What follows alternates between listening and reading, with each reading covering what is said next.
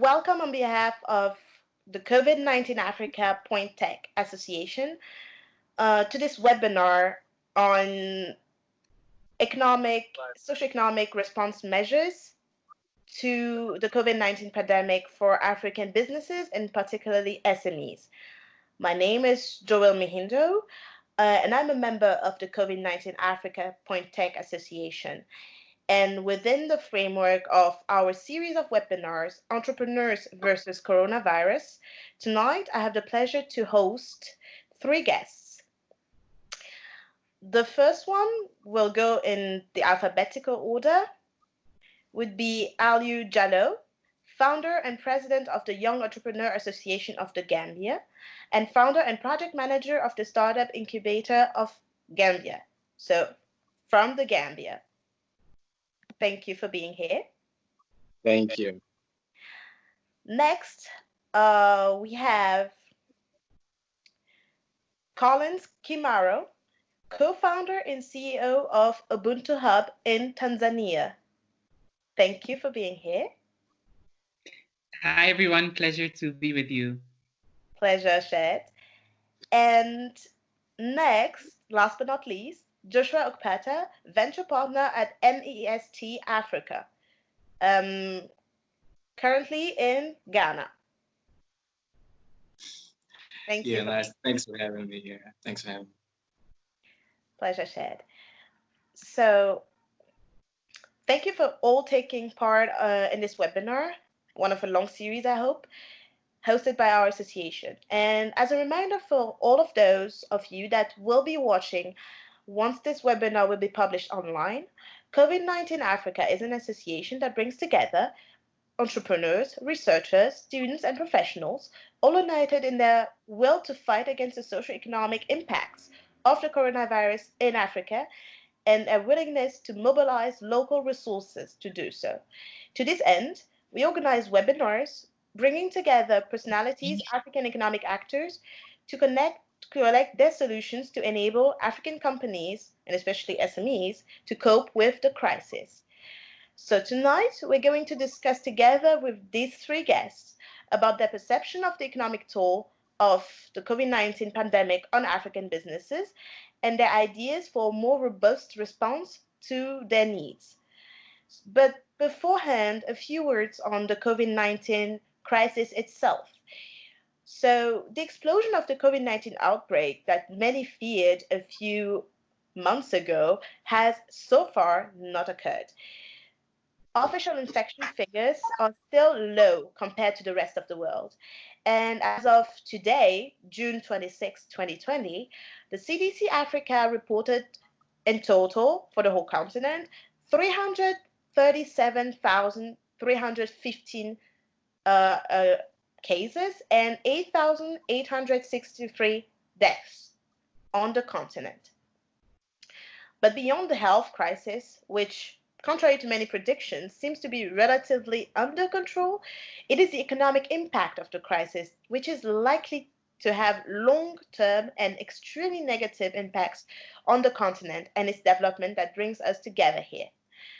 So some figures regarding this impact. According to the African Development Bank, the continent's growth will experience a significant decline and is expected to decline between minus 0.7% and minus 2.8% compared to the 3.2% of growth we experienced in 2019. But the World Bank is even more pessimistic, with a forecast of a recession between minus 2.1% and 5.1%. And beyond that, the African Union estimates that nearly 20 million jobs, both in the formal and informal sectors, are threatened with destruction. And according to the UN, this number could be as high as 50 million. So tonight, we are therefore pleased to welcome these 3 guests. So let us start again in alphabetical order with Mr. Diallo. Could you elaborate on your career and your experience with entrepreneurs and entrepreneurship in Africa? Thank you so much. My name is Ali Jallo, and I'm really glad to be here today, especially discussing this topic on COVID-19. I grew up in a rural community in Gambia, and I moved into the city to pursue my education, during which I went to the University of the Gambia, and I studied a bit more on entrepreneurship, business, economics, and management. And then I got a chance to work for American Chamber of Commerce in 2012, 13. Then after which I also founded the Startup Incubator Gambia. So far I have been working with a lot of startups and businesses in developing various businesses in tech, agriculture, fashion, in services. So these are all the kind of entrepreneurs that we've supported so far. And it also led me to be involved in different international organizations, because I'm currently part of the World Bank Youth Advisory Group, where we advise them on, creating employment and creating decent jobs for young people across the world, especially the African continent as well. So currently I'm also working with the EU Youth Cooperation Hub as a young expert, where we're connecting Africa and Europe with a 10 million euro project. So basically, these are the things that I do in terms of my career. And it's really very exciting to talk about the impacts of this COVID-19 on small businesses, because we all know most of these businesses are always struggling with cash flow and a lot of the supply chains and so on these things. Due to the lockdown, especially Gambia, we are highly dependent on imports on a lot of goods, even from our neighboring country within the continent, not like specific, especially from China or stuff, but some basic thing from neighboring countries like Senegal, that you get your raw materials, fashion designers, for some of these people that are actually running their businesses have been drastically impacted due to the lockdowns and the measures that have been taken by our various economies. But notwithstanding as well, we've seen a rise in terms of innovation. Everywhere you're seeing facial masks, fashion designers are turning their fashion hubs into mass production. Some 3D printers are working into producing PPEs. So these are all initiatives that is also entrepreneurs are being resilient and trying to cope with the crisis, but they still need the support. And the most drastic and the most serious issue we're going to face post-COVID-19 is going to be the unemployment and the lack of businesses going out of business and having to build those businesses back up again. So this will be the challenge that we'll face as a continent to build new businesses and create new employment opportunities. We'll talk all about it later on. I will elaborate. Thank you that you touched upon it. But we'll first continue with the presentation of all the guests and then come back to it later. As you pertinently said, it would be a lot of challenges to come. Yeah.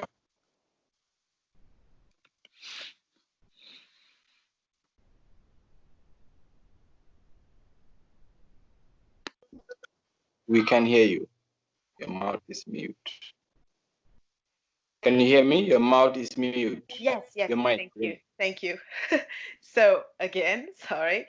Thank you. We'll elaborate on this later on, as many challenges have to be talked about. But first, we'll move on with the presentation of our guests.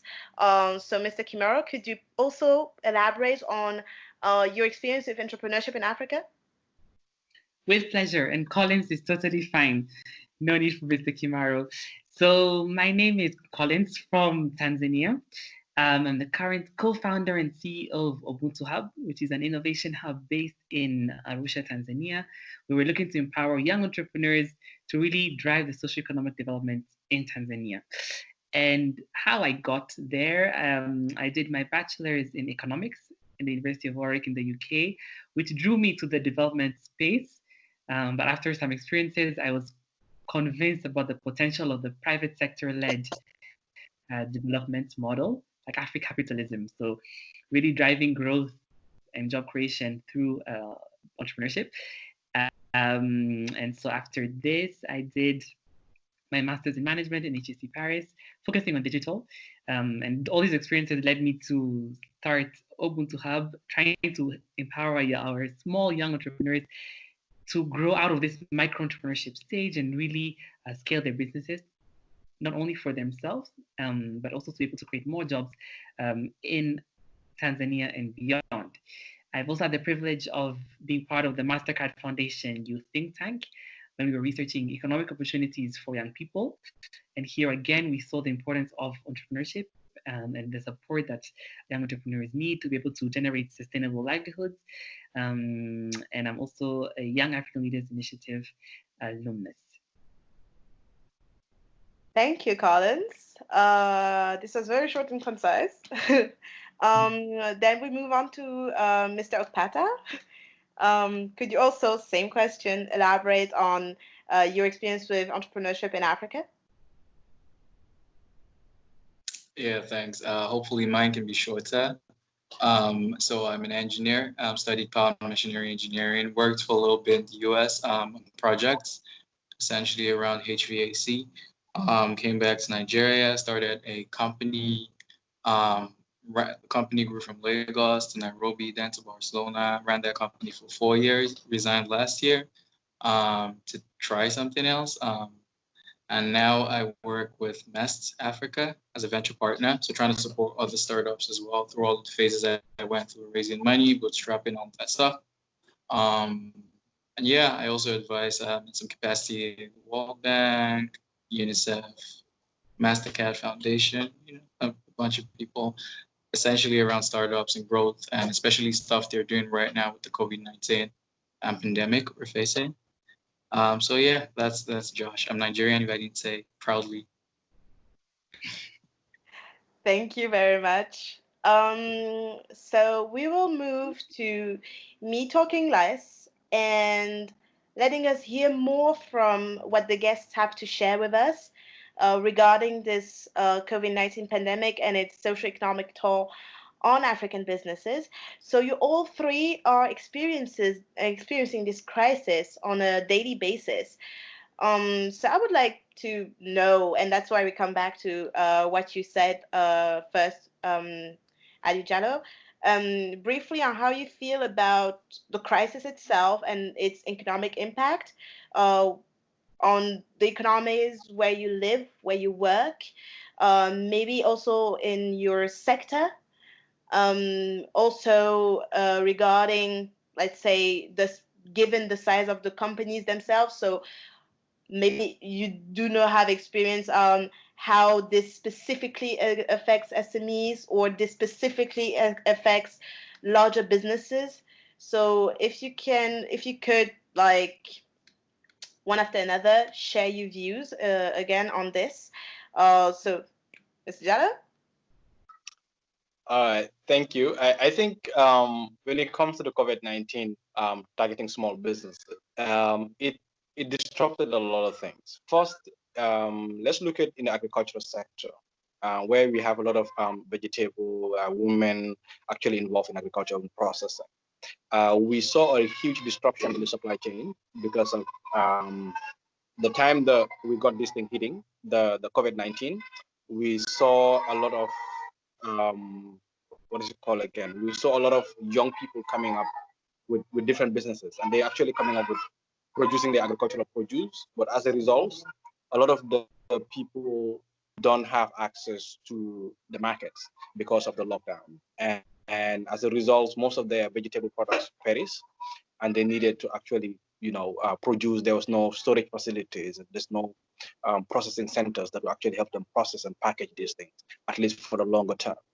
And this is one part. And then you also look at the people in the non-essential commodities. When the COVID-19 hit, people rushed for essential commodities, and then non-essential commodities business basically stagnated.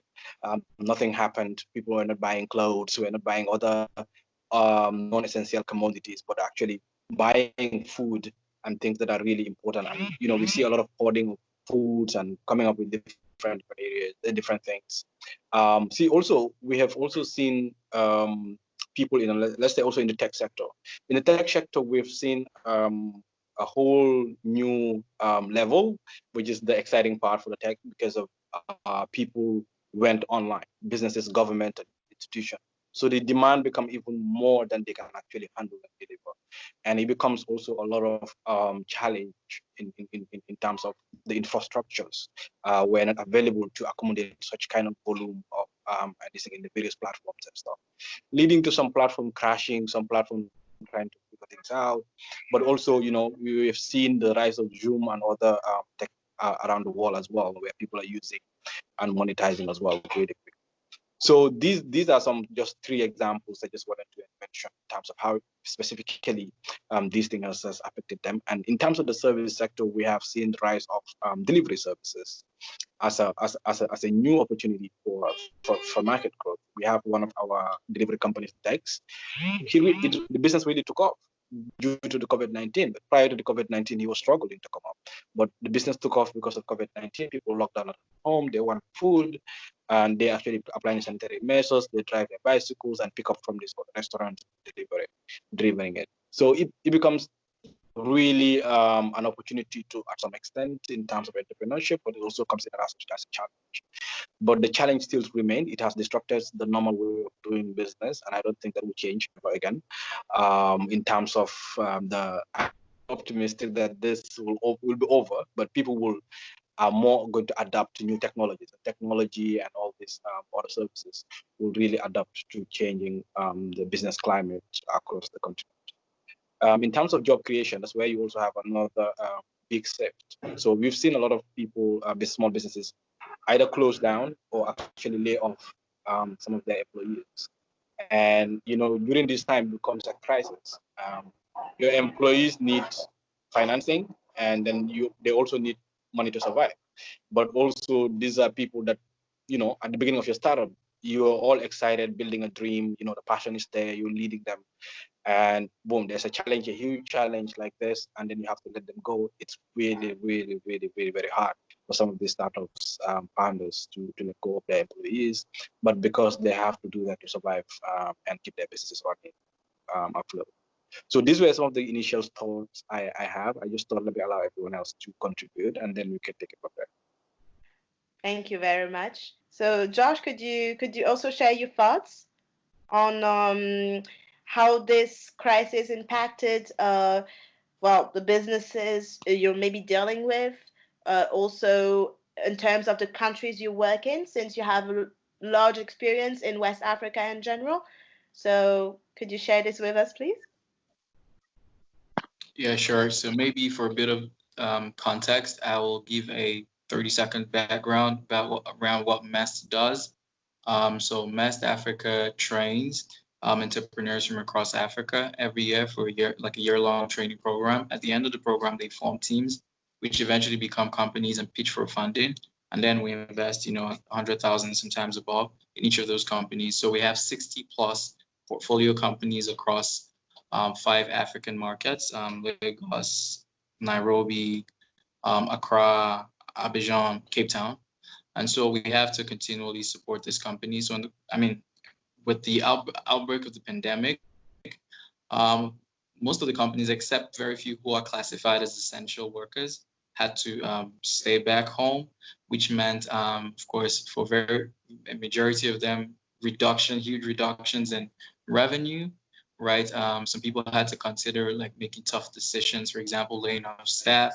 Other people had to consider, the founders, co-founders, taking salary cuts, or in very extreme cases, not even taking salaries at all. So, it's the same in Nigeria, it's the same in Ghana, it's the same across West Africa, all the way down to Southern Africa. I believe startups are most affected. That's my constituency, so pardon my bias, but startups are most affected because we exist in a I don't know if I should call it a system or a structure, but that is designed to ensure that they fail. So from the day you launch a startup in Africa, you are going to have to be a government to yourself.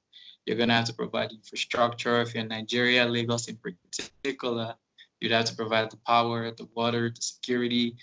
You would almost provide the good roads that you need to get to the office, So whatever situation comes up by virtue of things like the pandemic, acts of God, they're usually the most hits because they're already taking on too much as it is. So I absolutely empathize with founders right now. They're going through a lot. We've had to consistently like set up, for example, more mental health clinics to keep checking on them, knowing how they're doing, because the times are really tough. And it's the fact that there's a lot of, for example, foreign direct investment leaving many of these countries because investors, unfortunately, many of the investors, do not take a break from investing. For them, it's business as usual, even in very dire situations, which is why regardless of what is said, for example, around Black people and all of that, funds will still do what they want to do, which is keep Black people to the minority 1% of investments. So for them, it's what it is. So these businesses in Africa who are grossly underfunded because there's not a lot of capital have to rely on foreign capital for a lot of the things they have to do. And so when that capital is leaving the shores of the continent, it's becoming even harder to find funding, So, I mean, I could go on and on about all the challenges that startups have to face.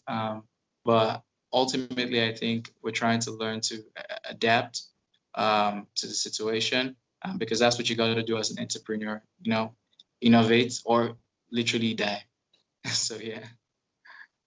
Yeah, I totally agree with you. How, as I told you earlier, this COVID-19 pandemic impacts maybe the sector you work in, the country you live in and work in, maybe the startups you are grooming. So if you could share your thoughts on that. Sure thing. So just to set the context, perhaps, because Tanzania never went through a full lockdown, as we've seen in other neighboring countries and across the world. As soon as the pandemic hit, the government closed the schools and universities, but businesses were highly encouraged to go on as normal as possible. But of course, we did have a strong effect, particularly socioeconomically, considering the fact that Tanzania, when I often mention Tanzania, people think of Serengeti, the Ngorongoro, Zanzibar, so a touristic country, and our tourism heavily depends on international travelers coming in from Europe and the US. So of course, with the travel restrictions, that had a huge impact on the innovators trying to set themselves up in the tourism sector, as well as more established players and the whole value chain of that, from the hotels, from the young entrepreneurs that are trying to paint and make crafts for this innovator, for the tourists, etc. So big impact on the tourism sector. In terms of Tanzanian economy also is very, very strong in agriculture, but because we didn't have the full lockdown, so we didn't. I think that the key impact came through accessing the inputs for things like packaging that is used for agribusiness entrepreneurs as well as large companies. And that's maybe on a macro level, but to bring it down to a more granular level, and the startups we work with are across different sectors, so they have different experiences also of the pandemic. As the previous speakers have very well explained, definitely like challenges in terms of cash, because many young entrepreneurs are still being able to work on short payment plans, disruption from the falling consumer spending. So of course, as previously mentioned, the non-essential services are particularly hit in this case. But I wouldn't want to paint only a glooming picture, because the pandemic did create opportunities. Some of the entrepreneurs that we're working with that are involved in, for example, edutech solutions, saw a boost in demand that they did not expect, as everyone is trying to find what are the digital solutions to keep on learning through this experience in particular. In fact, there was a recent study done in Tanzania, and roughly 30% of startups and SMEs that were surveyed saw a 30% increase in their revenues during the last 3 months. But this is definitely biased by examples I've just given, like edutech, as well as companies working in the delivery space. If it's delivering groceries, there is one in particular that saw a 60% increase over the last 3 months, called EA Foods, that had to adapt actually the business model, not only to delivering to businesses as they normally do, but also delivering now to consumers, as there was this new demand for this service. So I would definitely say there's strong socioeconomic impact, but it's not one size fit all. There's definitely opportunities that also have been created during this pandemic for depending on the sector and the type of business model that the SMEs or startups are running.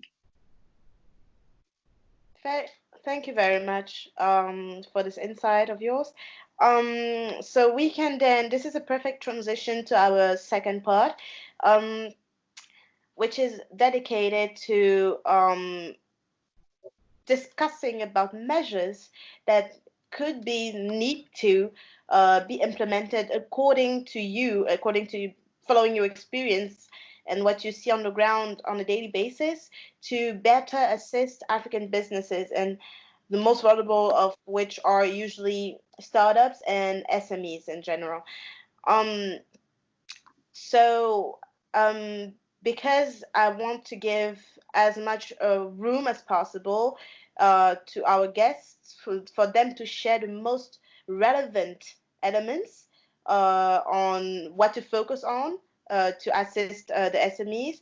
I could maybe like survey a little bit, like amongst yourselves, what are the most important aspects to be taken care of in the short term and in the long term to assist SMEs. So maybe Aliu, what are, let's say, the three most important aspects that need to be taken care of when we talk about assisting SMEs going through the crisis?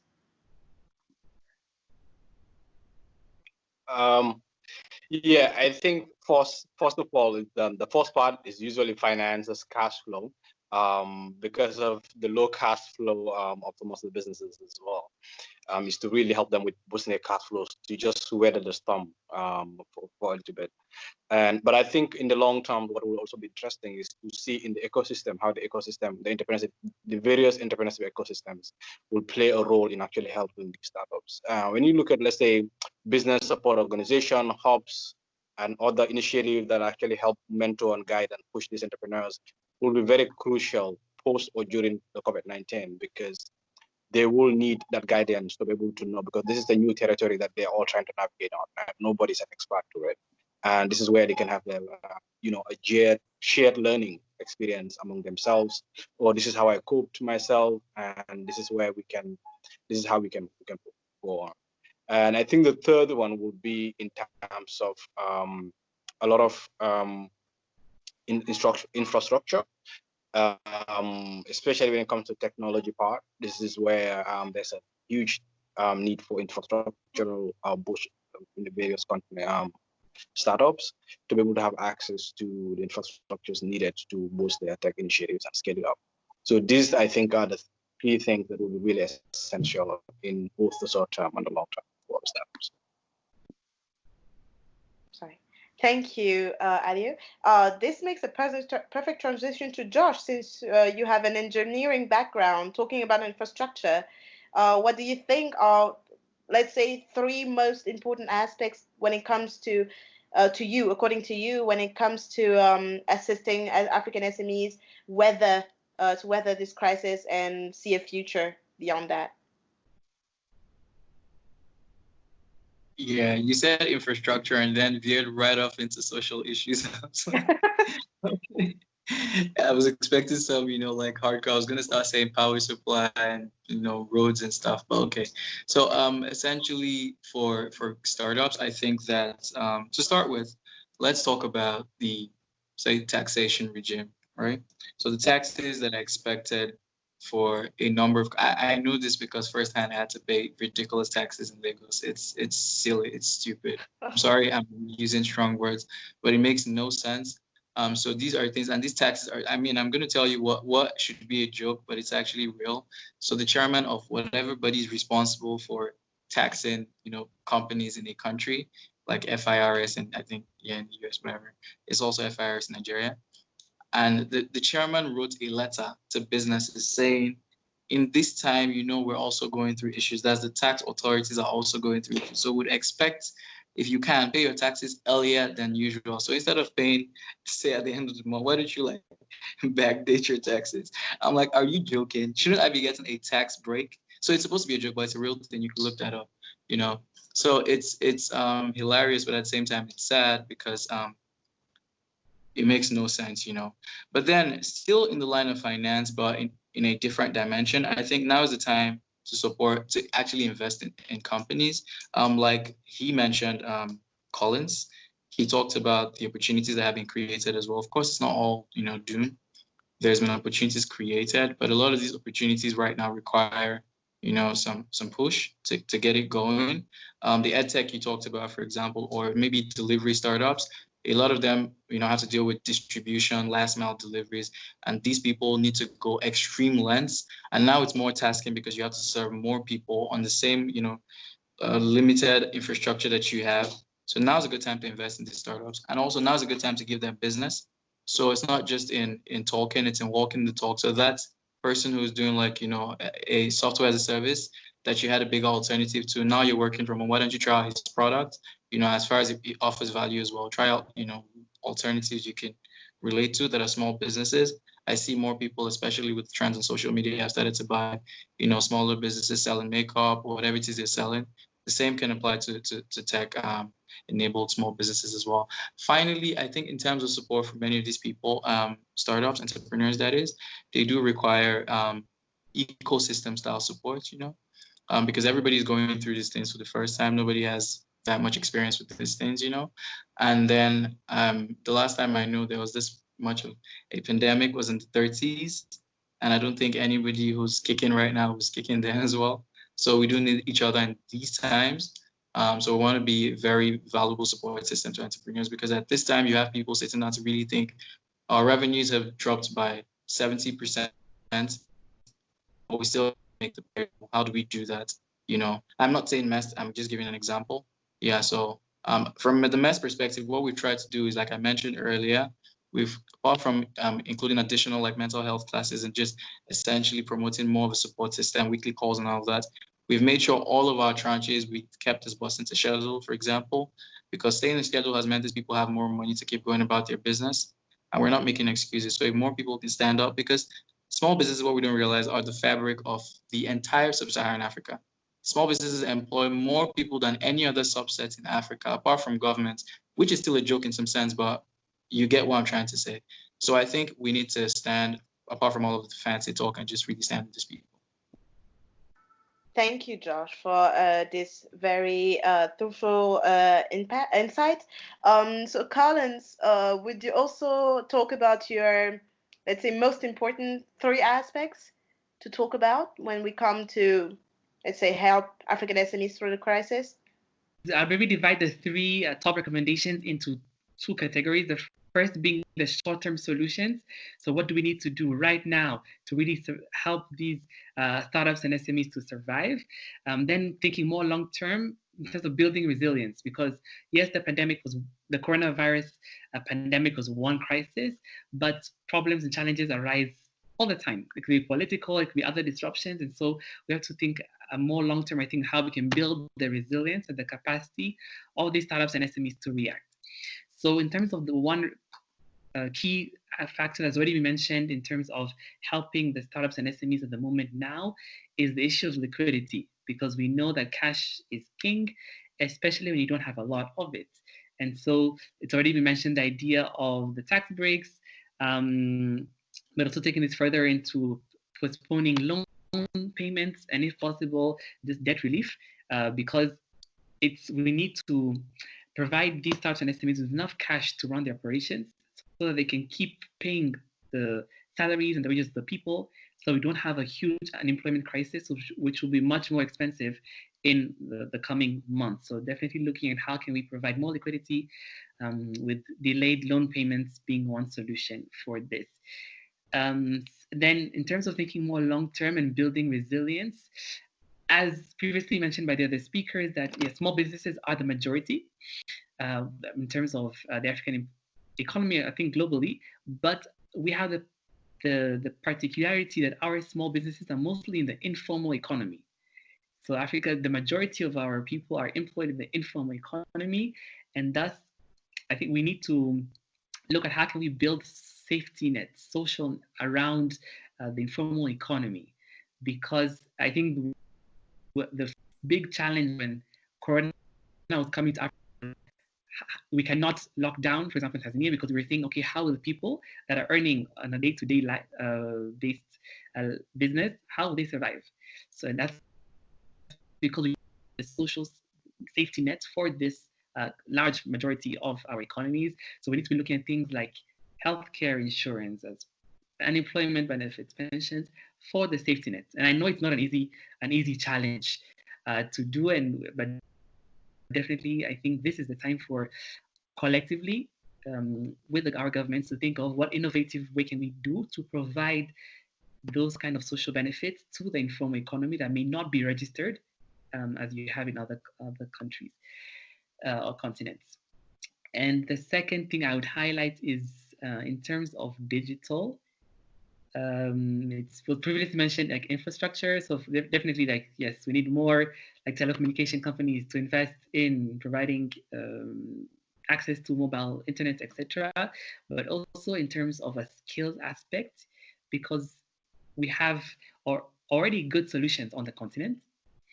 And once the infrastructure has been developed and it's more affordable and people can access more affordable, because at the moment it's still so expensive. But then comes the issue of skills, like how many people will be able to use telemedicine as a service? How many people will be able to order online? How many people will be able to work through tools like Asana, Slack, etc. So there's an issue of skills that we really need to factor in so that the brilliant innovations that are being developed can really be used by a majority of our people. Those will be my top 3 recommendations. Thank you very much for all your insights. So if I may extract from those 3 interventions, is mainly in the short term, help those businesses weather the crisis with cash influx. They need money, literally. They also need a structure that finally supports them. So beyond money, it's, for example, tax regulations that need to be more adapted to their needs, and just basically guidance to go through that crisis. And then in the long run is building up resilience through skills and infrastructure to better support this transition that companies will be pushed to go into in the long run, if I understood it correctly. Yes. So in many, so we are going, like the association I'm in is going through the process, as I said, to try to collect all information we can, to collect about what is being done in terms of measures to assist, like to weather the socio-economic impacts. But for example, many of the countries we researched into have issued measures through putting cash at the disposal of SMEs or businesses in general through banks, through lending, like guaranteed lending mechanisms, or just established funds. So when we talk about those funds, when we talk about those banks, those lending through banks, do you really see the impact of those? If you have some measures in the countries you're working in, for example, Josh, since you're active in West Africa in 5 countries, some of them have issued those kind of measures. So do you think, like, for example, the startups you're guiding are getting access to those loans or to this cash? I mean, if anybody knows where they're giving out this cash, you got to tell me so I can tell them, because as far as I know, no company in our portfolio is getting any cash measures from any of the governments, and I stand to be corrected. But also, I think anything that goes through banks in Africa, at least in Nigeria, I don't think there's any entrepreneur in Nigeria who will tell you he has taken anything from the banks, except in very exceptional cases. Because even in cases where it's called an intervention and the central bank releases at single digits, by the time it makes its way through all of the middlemen and all the agents, it becomes a double digit, loan, for example. Even if it was a free intervention that was supposed to be given as grants, it never makes its way to these people for free. You have to pay a fee to go, all of that stuff. So I mean, look, when I talk about solutions that involve startups in Africa, unfortunately, I do not consider government. I think they should stick to trying to create the enabling environment. I don't think the problem that startups have is governments giving them or not giving them, bailing them out, for example. I don't think that's their problem.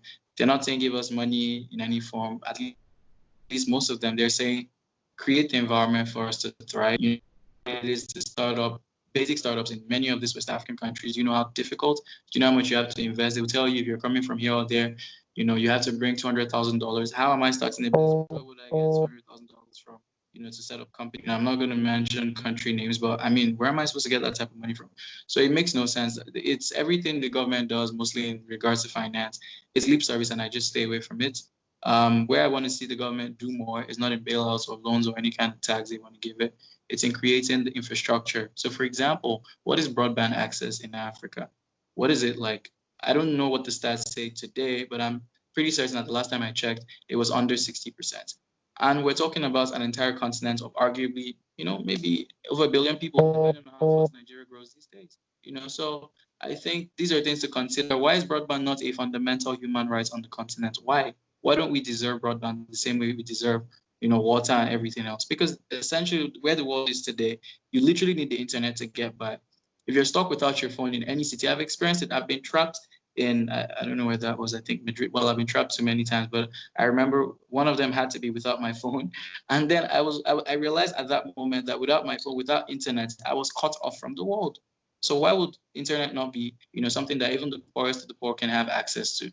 Make it affordable. You know how much, data costs in these parts. So fix those things when you talk about infrastructure. Fix. I mean, the cost of rent, for example. The rules they have to apply, the security situation, all of these things are things that I would expect government to focus on, and not giving grants that eventually will end up in the pockets of their crumbs. Thank you for this insight. So let's go. So if we don't expect, let's say we don't expect money from those bank lending mechanisms, or through governments, let's say government funds set by governments.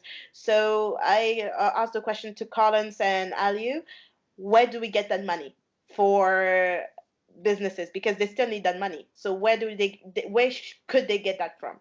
I think I agree with that it's difficult to expect our current African government to be able to provide the cash injections that we've seen in other parts of the world. But there are different ways that the government can play, as the previous speaker said, in creating this conducive environment. For example, if they were to reduce the tax rates, as what we've seen in Kenya, where they reduced tax rates, that frees up some cash flow that the entrepreneurs can be able to use to finance their operations, pay their salaries, etc. Also looking at perhaps providing or working with the central banks to reduce the interest rates that are charged on their loans. But I'm also wary of this process because perhaps it will take a very long time to put into place.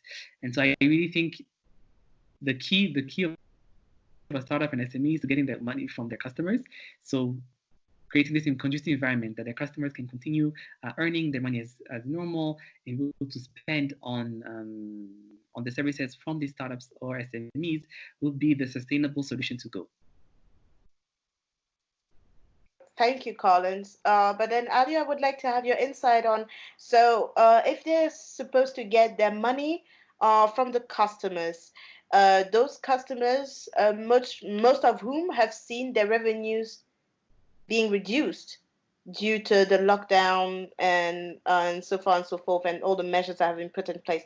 So how do you think, for example, a simple question to you, do you think like support to consumption is relevant to assisting indirectly then SMEs in that way? How could we make it that most efficient so that it really reaches the pockets of, for example, the the farmers that actually sell essential goods or whatever?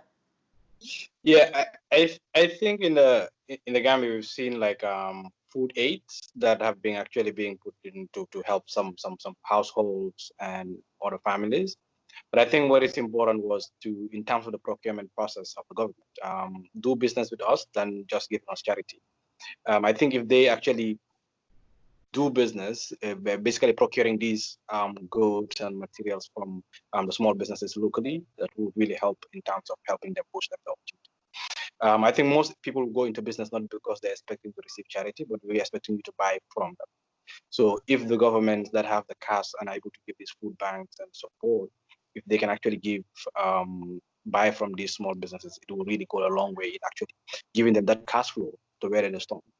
I think that is one of the areas in which they can basically, in addition to what they already said. Yeah. This is very insightful because I could still see a few weeks ago that some governments would, instead of, let's say, doing contracts, actually buying from their businesses, for example, for essential medical supplies, they would still go to buy from China, for example. So do you think, but from what you can see right now, since you're in contact with a lot of uh, SMEs, I guess, do you think those SMEs are ready to actually respond to that governmental demand in case needed? Yeah, they are at some extent. It's depending on what exactly the government is demanding. It's actually trying to procure.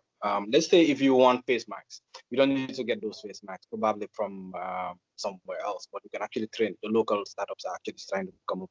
We've seen a lot of fashion designers making local face masks and things like that. So these are some of the things that could actually happen as well. And then another thing that could happen in terms of the funding from government is the fact that, interestingly, it looks like government doesn't have money, but the interesting fact is because of the lockdown, they have enough excess money at some point because of the travels, per diems, and all these unnecessary meetings and how will I call it again, conferences that they spend up millions of millions in five-star hotels that is now within the country at our disposal. So it's the matter of how do we prioritize the resources that the government currently have in stock to actually invest it both in the startup ecosystem as well as helping put our healthcare back to normal, to helping people live. So this is one of the ways I think would really go a long way. And some of the startups might not have the capacity. Like if government actually demands for face masks or demand food, let's say rice, from local farmers that already had small amounts, it will not be enough. But it requires the startups to form consortiums to come together and actually deliver those services. I think this is where it is important. It's not just about one person or a small. They don't have the capacity. The capacity will always be there when we come together, and we're only going to come together when the money is there, and we know that it's for the young people that actually have those small businesses that support them. Yeah.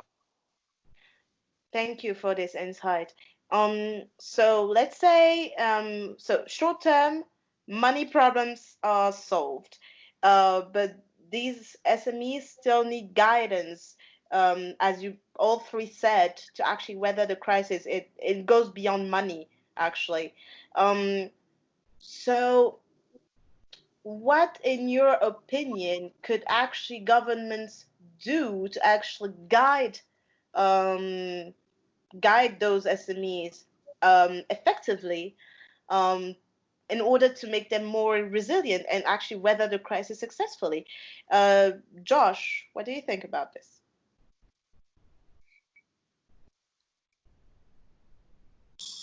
Yeah, thanks. Well, a lot has been said around that. I think primarily in the areas of fiscal style interventions, pretty much giving them, for example, like the tax breaks we've spoken about, the cutting like monetary interventions as well, interest rates, essentially creating that infrastructure we speak about. We could go into details of what the actual content of infrastructure would be, but okay, fine. Yeah, that So, would be, yeah, go ahead. Yeah, okay, cool. So, for example, we talked about farmers. In certain situations, the government will have like reserve crops, for example, or certain seedlings, or fertilizers and storehouses and stuff like that.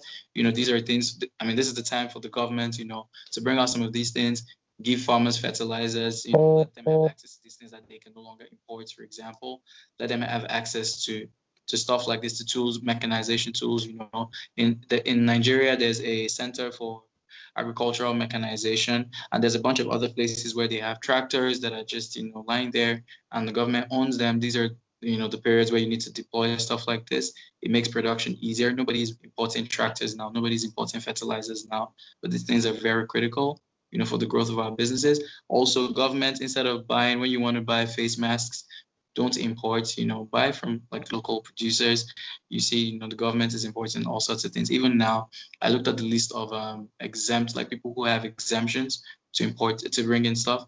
And it's literally all the importation of every single thing that we've started to reduce because of the situation. So from sanitizers to face masks, even in this pandemic. So these are areas, buy from these people. That's a lot of, we're talking about money circulation. It's a domino effect. You buy from one business, they stay afloat, they pay their workers who go home, provide for the family. It's a chain that continues endlessly. You have no idea. So these are two examples in agriculture, and in terms of like procurement, for example, that we could talk about. I'm sure there's more of them. For example, you want to hire some governments still hire developers offshore. They still hire developers offshore, when I'm sure there's countless software developers in parts of Africa, which makes no sense to me. But so these are some of the things that they could do, instead of, like both speakers have correctly said, nobody's saying, of course, government has a role to play, but nobody's asking for money. Don't give me money, buy what I sell, or create the environment for me to sell what I sell. One more thing I was going to talk about, I'm sorry. You see, in terms of things like, one of the biggest challenges I've had with Nigeria, lack of reliable data, right? So the lack of reliable data means that a lot of startups fail because what they have access to is wrong data. People come up and say the market size, I've seen these stories all the time, the market size for e-commerce in Nigeria is 10 million or is 100 million. Do you know how many people even have phones in Nigeria? So we're being impractical. It's not always their fault because there's lack of access to data. A lot of this comes from socio-political reasons. They refuse to do censuses. They refuse to do, all of these things. So, I mean, get the perspective. You cannot run a trust-based business in Nigeria, for example, because nobody's accountable to you don't know anybody. If I run I used to run a peer-to-peer sharing company, a peer-to-peer rental company. And it was impossible to give, like, if I rented you my camera, for example, I don't know you. There's no Nigerian database, nothing, Meanwhile, people are paying, they're charging people to register on the police has a database, charging citizens to register.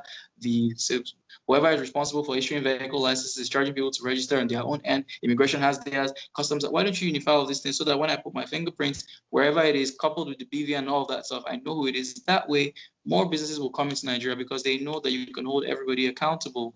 When Uber started in Nigeria, they were trying to do, let's give some drivers cars and stuff. It was a shit show, People took off the cars and there's no way to find anybody. So in terms of infrastructure, these are things that the government should be doing and can be doing to help startups. And I think they should look more into these areas as well, at least in the short to medium term. I'll leave the long term for the other experts in the room. Before going to the long term and all the opportunities, Collins, of course, I would like to share your thoughts on what this infrastructure should look like or could look like. But beyond that, Josh actually pointed something really important that we are actually now dealing with, which is data. Just basically getting data.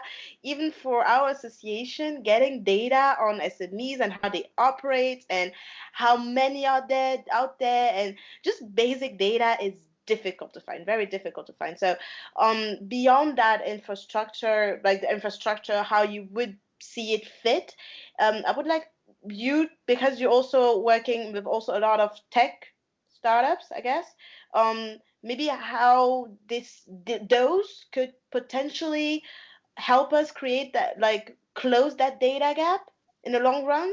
Could we use them as an opportunity to actually, now that they are booming in business, could we use them as an opportunity to actually close that data gap?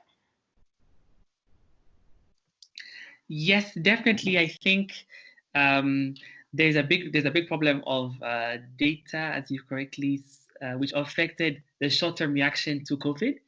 For example, the governments to know where are the businesses located, what their size is, etc. But also more, as Josh was mentioning, like when you're starting up as an entrepreneur. So yes, definitely, I agree with this. And what I would even challenge or expand your question is that data should not only be collected by tech startups, but that we bring digital into the different spheres of our lives such that it's generating data constantly. I'll give you an example. Let's say that we're looking at informal vendors, right, in the market. Like now, through the high penetration of mobile phones, and in particularly in East Africa, mobile payments, then those kind of transactions can help us to generate the data that can be insightful for entrepreneurs, insightful for policymakers, and stuff like this. So that's the infrastructure that I think Africa now needs to focus on is, yes, the traditional roads, bridges, etc., but it's really also bringing in, at the same time, digital infrastructure. I don't think we can say we're going to wait and develop all the roads and then come and develop poles for internet, where we are falling behind too quickly. So I think they need to go hand in hand. So the infrastructure of things like, do we have identity cards that can be used online? Can we pay through digital means that then generate the transactions that can be very useful? Do we have good postal addresses that can be used for things like e-commerce, etc.? So I think that's the kind of infrastructure that we really need to be prioritizing at the moment. And also because I emphasize the point that this needs to come into all spheres of business, including the large majority which are in the informal sector. So we cannot, not only these few brilliant tech startups that we have, but really bring it into that level, as well as the rural areas, because majority of Africans are still living in the rural area. So how do we generate data from that?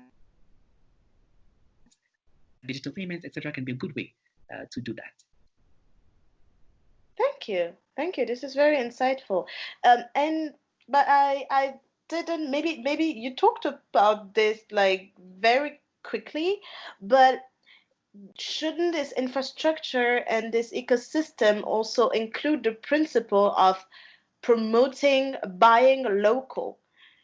Or is there already, like maybe in the 3 countries you're living or working, or you have or other countries you have experiences with, is there already this ethics of eating or consuming in general locally as possible, so that this infrastructure in general, like if we put it in brackets, this infrastructure not only includes ways to communicate and shop amongst themselves and also from the world, but also to mostly promote entrepreneurs from a given person's area in that person's consumer behavior. What do you think about that, Ali? I think in terms of consuming locally, I think the lockdown forced us to consume locally. Because most of the things that you're importing is now like there's a limited amount of number of goods coming out from China and other parts of the world. So you're actually forced to buy the local products that you actually have. There's even vegetables. The hotels used to import vegetables from neighboring countries like Senegal, but because at some extent now you're actually forced to buy from local farmers. And we have also seen the rise of people using platforms. Like there's a new they call it Farm Fresh in Gambia, and there's another one called Tishito. So they're a platform allowing Gambian farmers to get in the platform, and people can actually order and buy from their local goods and services. But I think in terms of promoting made in Gambia or using products that are local, I think the pandemic really reinforces that.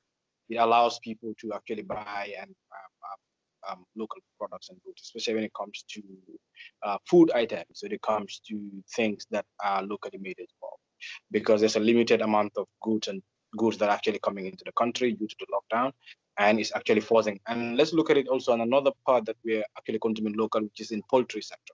So in the poultry sector, we used to see a lot of huge import, about 80% at some point, I think in 2015, 13, about 80 to 90% of the poultry we consume, poultry products we consume in the country was imported.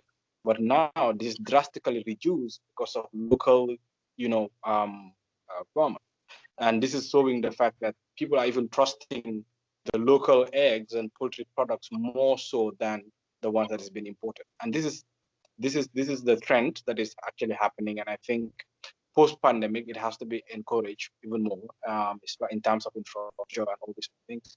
But one of the main challenges we face in terms of some of the tech platforms is in terms of the internet cost. The cost of internet is really high. I'm not sure of other countries, but in Gambia, it's really high. And accessibility is there, the speed is there, but the problem is the cost. It's really expensive when it comes to people who have access, especially those who live in the rural communities.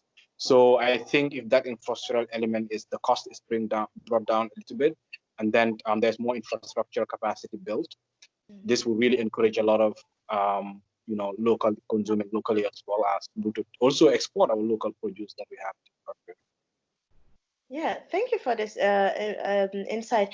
As Ali shared, Collins and Josh, did you have also in your countries, did you also feel, maybe more Josh than Collins, since Tanzania didn't really experience a full lockdown? But for example, like for both of you, do you see this situation as having this impact of forcing people to actually acknowledge and consume locally? Josh? Yeah. I was waiting for your question to drop. Sorry. So yes, it has, to some extent, because I wouldn't say Nigeria is completely import reliant. So it has largely subsidized the amount of imports that we make. I mean, compulsorily, not just because, we'll still like to import. It's just that those countries have shut their borders now, so nobody's sending anything out. But then we've had to look local in many cases. But I think the concept of looking local itself, it starts from, as far as I see it, it should start from the top. So if you want to say, I don't believe in that type of affirmative action where you say everybody must purchase local. I think we should leave that choice to people to make. But if you okay, so Collins, in the meantime, before we come back to Josh, do you also have this insight, maybe in another country, or maybe has Tanzania gone through some consuming local trend as well? Local consumption revolution. In Tanzania, I would answer it this way, in particular for tourism, because as I mentioned in the beginning of the call, the webinar, is that our tourism was traditionally very oriented towards European and American tourists. So our pricing is done in euros and dollars. Our packages are priced at that level. We're offering the traditional experiences of safari, etc., because this is what we believe that's what that target group looking for. Now, when coronavirus hit, and then the sudden drop in terms of international tourists coming in, the tourism sector is faced with the challenge with how can we adapt. And one of the key discussions going on at the moment is how can we adapt to attract more local tourists, local meaning Tanzanian and also East African from the region. So that is definitely one sector that is looking to reinvent itself in terms to attract local customers, and understanding what does that local tourist actually want, and being able to design a good value proposition for them in terms of pricing, in terms of what activities should they be doing. So that's definitely one sector that is having to reinvent itself to attract more local consumption. And maybe speaking generally to the region, it is, I think, unfortunate that not all countries, and that's just the reality, can be self-sufficient. Because there are many regions, many countries that surround Tanzania that are reliant on Tanzania in terms of certain agricultural products, just because maybe they don't have the right arable land to produce, or the climates produce certain crops, and so then they're looking they still have to rely on external countries. But I think what it's done even for us is to understand how can we reduce the reliance and overexposure to certain industries. And especially, I think globally what is happening is the questioning of having such a concentrated manufacturing sector in China and the disruptions that they faced now being a question of like other countries saying, okay, now as the other speakers are saying, how can our local people produce masks? Mm-hmm. How can our local people produce those essential goods that we can have the skills and the resources to produce locally? So that is, we expect to see a local production of the essential goods in that case to limit risks. Thank you for this insight, Collins. We'll first go back to Josh, who we lost a few seconds ago. So if you come back, so you were talking about the impact of the lockdowns and how they pushed as people, especially, well, you were talking about Nigeria, how they were pushed to consume locally. Josh? Yeah. So that's correct. And not just in Nigeria and Ghana, for example. But I think what I was trying to say essentially was, it would be nice because the truth is, in a free market, you cannot really tell people you have to buy from here or from there. But it would be helpful if the government, for example, invested more in like local solutions, because the government is the government. They really have nothing to lose in that sense. Compared to me as an individual, I only have $5. I want to buy what I think is the best quality, regardless of where it's from. But if the government invested more in local businesses, I'm sure they will continue to iterate. For example, their products will get better. There's a reason why, regardless of what happens, the Emirati leadership will keep investing in their airlines, for example. And those airlines will always stay at top because they will keep, they'll keep doing better because they'll keep getting the big orders from the government. Same with Boeing and their government, and all of that stuff. I mean, it's also the humor and the fact that we're told the government all of 2 years ago. There was a period in Nigeria where they kept screaming, go local, go local.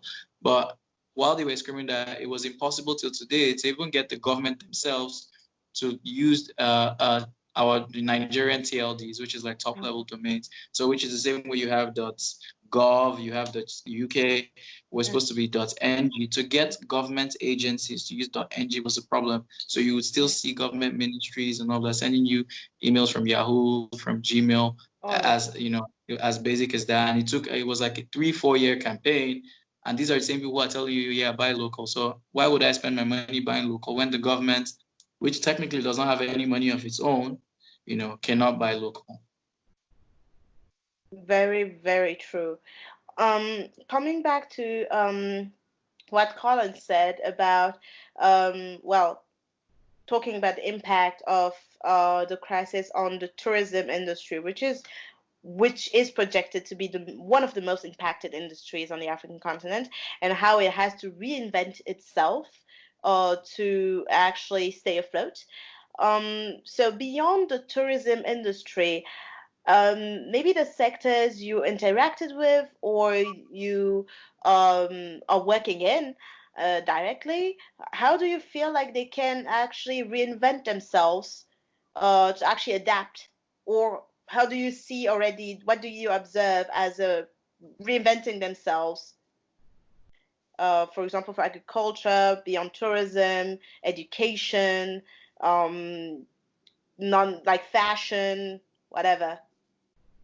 So I'll start with Aliu.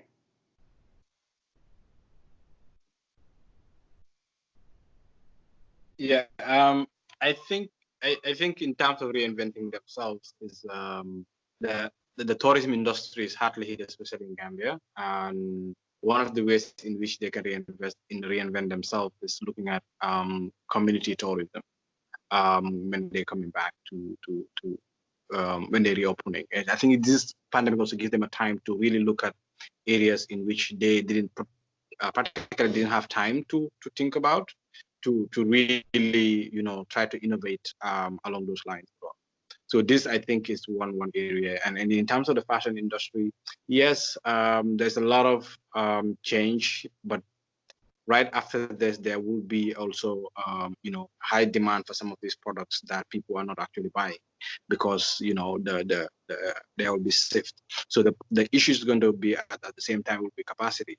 Now, when there's high demand at the end of this COVID-19, will you be able to, are you positioned enough as a startup or as a business to be able to meet that demand? I think that will be some of our issue also that they will definitely have to do. And especially when, for example, when the tourism is open again, people have been locked down in their houses for more than 3 months or so. So they want to visit and go see new places and things like that. So I think it will be good time now to really think local and try to innovate and prepare for a boost. I'm being very optimistic. I don't know, but I think that's the one thing that will be really important. Thank you for this insight. Josh, why you also maybe will answer the question? First answer the question, then I will pop the other one to conclude. The same question. Okay, well, yeah, sure. So I would say, well, there's categories of businesses that need to adopt or new steps, new efforts, designs essentially change or evolve in some ways. And there's categories of business who, I mean, this is better for them, so there's no need to fix what's broken. But for people like tourism, for example, I mean, it's time to play with more tech-enabled platforms. Try out AR, augmented reality, for example, virtual reality, mixed reality, whatever it is. Bring the experience to people in their homes, like Airbnb is trying to do with virtual experiences. That's something to try out for people who are stuck with having less people come over to visit. It's the same for tourism, hospitality generally. So now Airbnbs, I've mentioned Airbnbs, but hotels as well. I've started to see hotels delve into like home deliveries, and stuff like that. So yeah, these are things to consider for those businesses. And there's some of them who it's good for them as well. It signals greater opportunity. So now people are using more, in parts of West Africa where e-commerce was largely hardly used, people are using it more now to order food. I'm sure Jumia Food has tripled in demand in Ghana, for example, and it's the same for a bunch of other startups. And then there's those who are in the middle. They don't know, whether they need to adjust either way or not. But I guess with time, for however long this lasts, they'll be able to evolve and figure out what they need to figure out. Yeah. Thank you. So since we only have 15 minutes left, I know you have a lot to say, but we need to go towards the end of this session. And that's my last concluding question for all of you three. According to you, what do you feel is not done and you would like to see implemented as soon as possible as a response to the economic consequences of the coronavirus? So I will go again, and if a bit, first, Collins, you can go ahead first.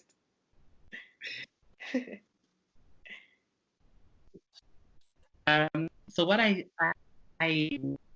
done that I haven't seen too much yet, which is not an easy topic, but I think fundamental for really looking long-term about building the resilience of startups and SMEs, is the issue of social benefits.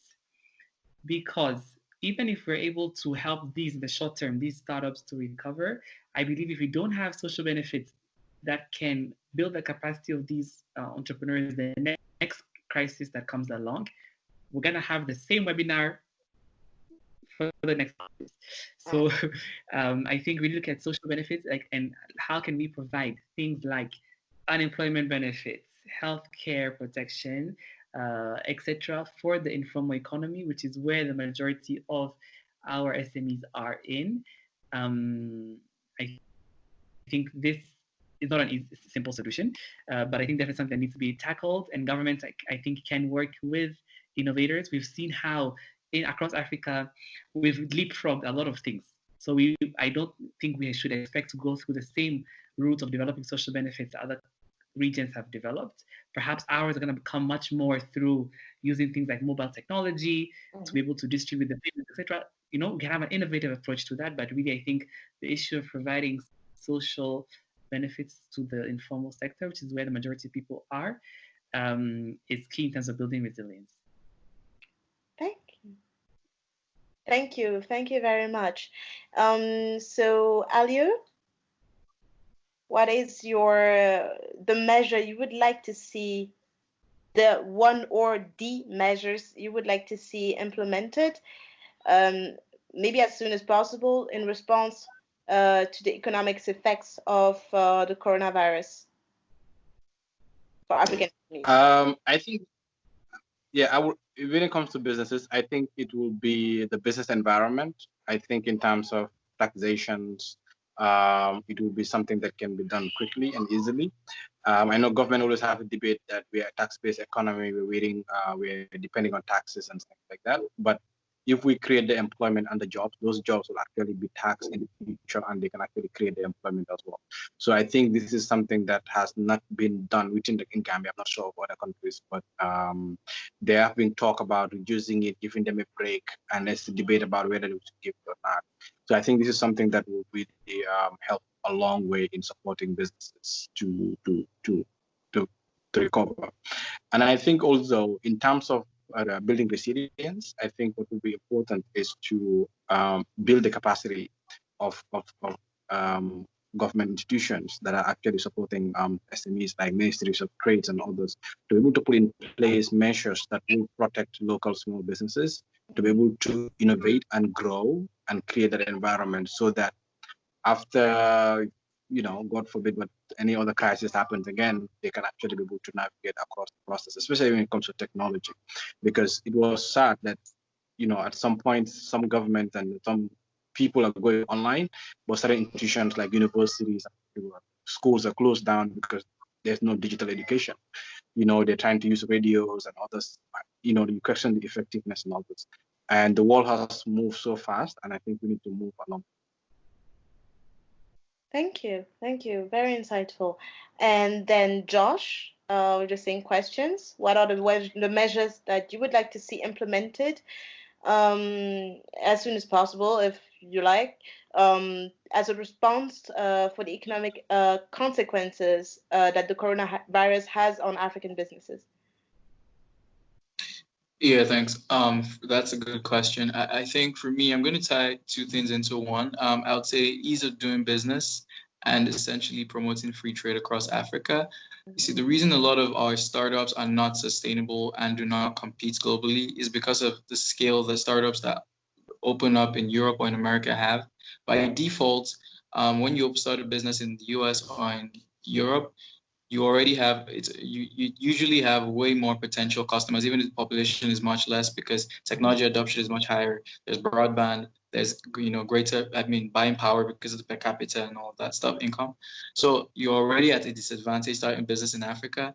It's more it makes it more difficult when you can only do that business in one country because of the fact that it's really hard to set up anywhere else. I just spoke about you coming from Nigeria to say Ghana, for example, to set up a company, and then you have to have $200,000, as part of it, so that's ridiculous. So if we did promote free trade across Africa, I tied in some sense how easy we can make it to do business.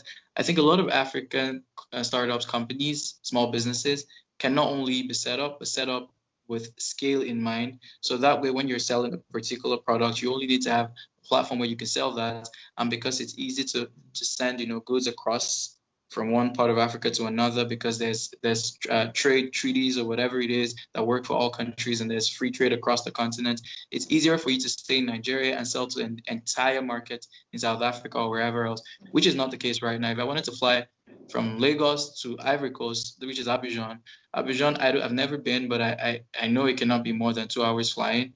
But it's more expensive to fly to Abidjan than it is for me to fly, arguably, to say Paris. Mm-hmm. Right, that's return ticket. So especially, if I'm in Europe, then forget about it, because flying from Barcelona to Spain to France, is 3-4 times cheaper than flying. So it makes no sense really. And it's the same with making calls. It's the same across board, So these are things we need to fix internally. What is the ease of doing business across Africa, not in any particular country or subsection? Because when you say, we're talking about ECOWAS, how many million people in ECOWAS actually have the buying power for that product you're trying to sell? Do you really want to compete globally? So that's I'll leave it on that note. Sorry. Quickly, let me just add something Colin said earlier. We need to upskill as well. We got to upskill because, again, the fourth industrial revolution is here. The world is different. If Africa wants to be at the forefront, then we need to be better equipped for these challenges that will come. So, as a bounce back question, do you see the African free trade agreement as a chance actually for the African SMEs to actually better weather the crisis? Is that my question? Yes, you can. Yeah. Okay. Sure. Yeah, absolutely. I mean, the thing about having multiple options with markets, like the startup I used to work with, the reason we expanded to a couple countries, as hard as that was even if sales are bad in one country, it could be better in another. And if it's easy to move goods and services back and forth, then you can always hedge your bets, if you understand what I'm trying to say. So I will not bet against an Africa-wide, free trade agreement in some way. The only thing I'd say, how it is with governance and with politics. Once politics gets into the equation, then it becomes a case of the devil being in detail. But we'll see. Thank you. If I could add that, I may. Yes. I think there's definitely, as Josh has mentioned, the room in terms of the market that the African Continental Free Trade Area could bring, but also in terms of linkages in production, because early on in the discussion, we were talking about like more local consumption and the risks that we're exposed to, because perhaps we cannot produce everything we need in our own country. But I could imagine if the Gambia could trade more freely with Tanzania, for example, if we have resources that they need, I thought you were going to say Nigeria. Oh. Nigeria is good. We can create cross continental trading links so that our value chains can really be local across the continent, and we can keep most of the value that we have from our resources on the continent. So I think in terms the free trade agreement could help in that as well, creating the value chains. So thank you very much. Aliu, do you, on this concluding note, do you also join this Pan-African call for building resilience together? Absolutely. I think it's the Africa Free Trade Act is one of the things that I think we're really lucky to have, and I think will really go a long way in opening up the entire continent as a potential market for growth and for the continent to compete globally as well, like other trading blocks. Thank you. So we come to the end of this webinar. We will then conclude on this Pan-African note. So thank you all of you for the time you accepted to spend with us to discuss this essential topic, which is very complicated, and we're very lucky to have had a glimpse of your experience and your insight about how to actually weather this crisis and help especially African businesses weather this crisis, and especially SMEs, which includes actually the majority of African businesses. So in the name of COVID-19 African Tech, I thank you and also all the audience who will watch this webinar later on when it is published online. I invite all of you to visit our website, which is COVID-19 Africa Tech.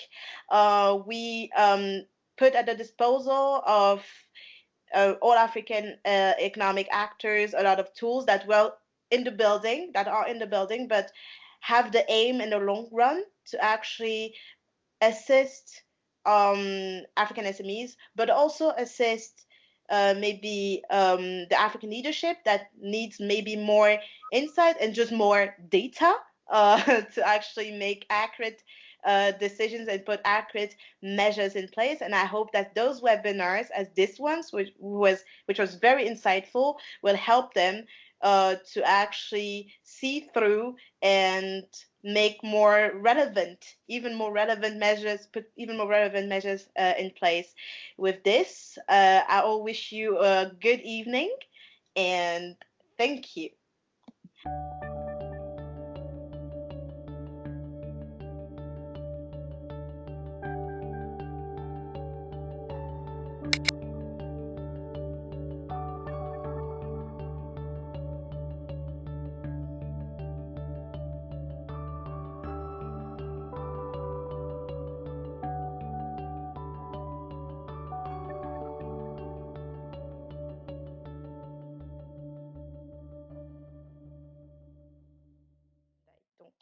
Donc pour rappel,